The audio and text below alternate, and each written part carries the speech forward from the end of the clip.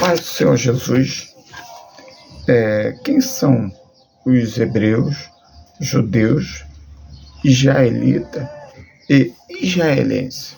Você sabe fazer essa diferença? Tem muita gente que confunde. Então vamos lá. Primeiramente, os hebreus são descendentes de Sem, um dos filhos de Noé. Era um povo semita. O povo hebreu originou-se do nome Éber, está lá em Gênesis 10, 21, e deriva-se da palavra hebraica Ivri, que significa aquele que vem do outro lado. Por exemplo, Abraão, o pai na fé de três grandes religiões monoteístas, o judaísmo, o islamismo e o cristianismo.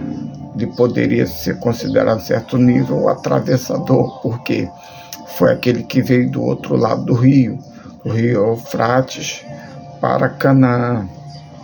Muitos entendem que todos os judeus israelitas são categoricamente também chamados de hebreus.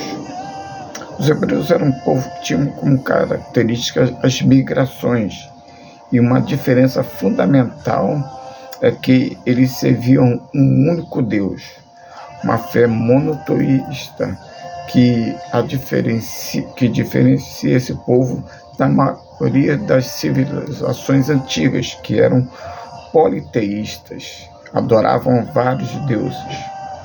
O segundo povo, israelita, são os descendentes de Israel, que anteriormente era chamado de Jacó. Por último, vamos entender o judeu.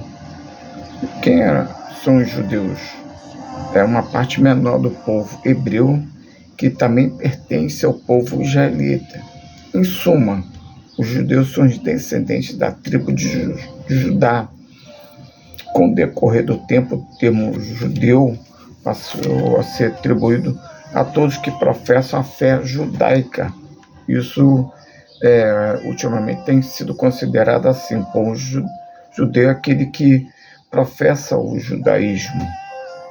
E é importante ressaltar também que, após a divisão do reino do norte e do sul, o reino do norte ficou conhecido como o reino de Israel, e o sul como o reino de Judá, o reino de Judá composto pelas tribos de Judá, Benjamim e Levi.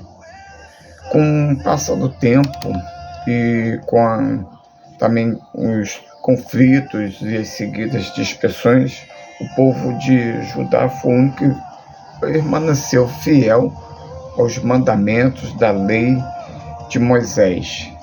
E por último, não menos importante, o termo israelense, tá? Por quê? Vamos voltar um pouquinho bem antes na história.